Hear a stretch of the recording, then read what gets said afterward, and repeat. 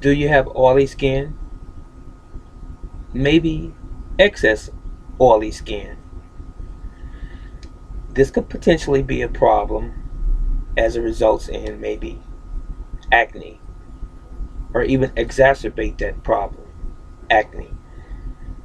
Clogged pores could be the result of you having too much oil, which traps dirt inside the pores of the skin, especially in the face. Do you also wear makeup, ladies, and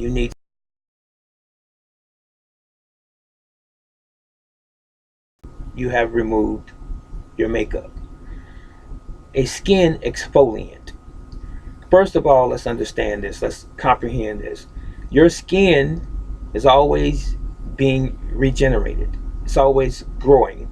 So the old skin and or layers slough off. In other words, they begin to break down. One way of noticing this is when people who have dandruff in their head, you see flakes. That's an example of skin sloughing off. Now, in your face, however, sometimes you see little remnants of skin on your face, especially in the creases of your nose, or even your cheeks if you have wrinkles and things of this sort, maybe even behind your ears.